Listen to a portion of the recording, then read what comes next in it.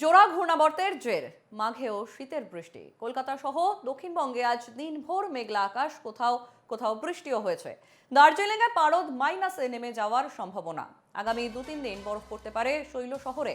আজ কলকাতা, হাওড়া, হুগলি, উত্তর দক্ষিণ 24 পরগনা, পূর্ব পশ্চিম মেদিনীপুর, পূর্ব বর্ধমান এবং নদিয়ার বৃষ্টির সম্ভাবনা বেশি। কলকাতার তাপমাত্রা এক ধাক্কায় 3 ডিগ্রি বেড়ে আজ 16.3 সেলসিয়াস। বৃষ্টির সম্ভাবনাও রয়েছে। শনিবার থেকে উন্নতি হতে পারে আবহাওয়ার পূর্বাভাস এমনটাই আলিপুর আবহাওয়া দফতরের। মাঘের শীতেও বৃষ্টি এবং কলকাতা সহ দক্ষিণবঙ্গে আজ দিনভর মেঘলা আকাশ। দার্জিলিংয়ে পারদ মাইনাসে নেমে যাওয়ার সম্ভাবনা এবং আগামী 2-3 দিন বরফ পড়তে পারে শৈল শহরে।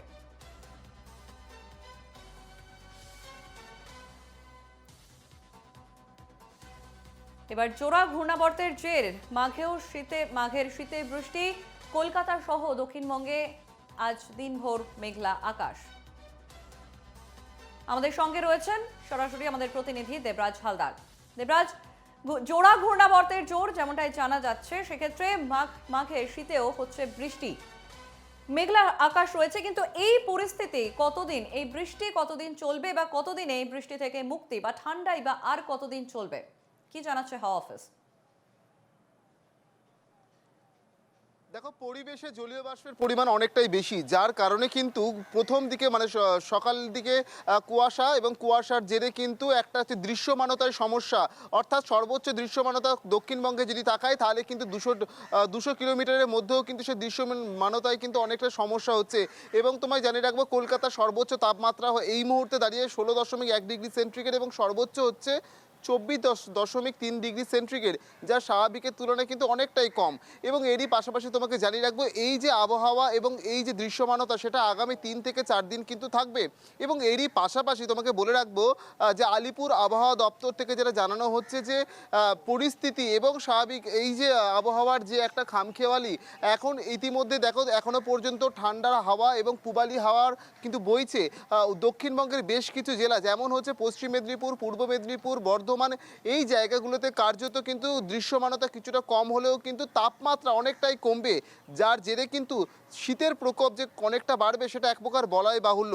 তবে উত্তরবঙ্গের দিকেও কিন্তু আপাতত যা তাপমাত্রা রয়েছে সেটা কিন্তু নির্দিষ্ট পরিমাণে সেই অবস্থায় থাকবে, নতুন করে কিন্তু পরিবর্তন হওয়ার কোনো সম্ভাবনা নেই। তবে যেটা এই মুহূর্তে যেটা সমস্যা, বৃষ্টিপাত, আলিপুর আবহাওয়া দপ্তর থেকে যেটা আপাতত যেটা খবর আসছে যে আপাতত বৃষ্টিপাত নতুন করে হওয়ার কোনো সম্ভাবনা না থাকলেও দু একটা জায়গায় কিন্তু 2-1 পশলা বৃষ্টি হলেও হতে পারে।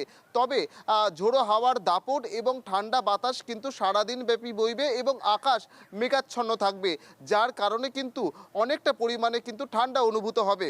সঞ্চারী, একবারে অনেক ধন্যবাদ দেবরাজ তোমাকে। আমাদের সঙ্গে ছিলেন আমাদের প্রতিনিধি দেবরাজ হালদার। সুতরাং জোড়া ঘূর্ণাবর্তের জের এবং মাঘেও শীতের বৃষ্টি। কলকাতা সহ দক্ষিণবঙ্গে আজ দিনভর মেঘলা আকাশ, কোথাও বৃষ্টিও হয়েছে। দার্জিলিংয়ে পারদ মাইনাসে নেমে যাওয়ার সম্ভাবনা এবং আগামী 2-3 দিনে বরফ পড়তে পারে শৈল শহরে। আজ কলকাতা, হাওড়া, হুগলি, উত্তর ও দক্ষিণ 24 পরগনা, পূর্ব পশ্চিম মেদিনীপুর, পূর্ব বর্ধমান, নদিয়ায় বৃষ্টির সম্ভাবনাও বেশি।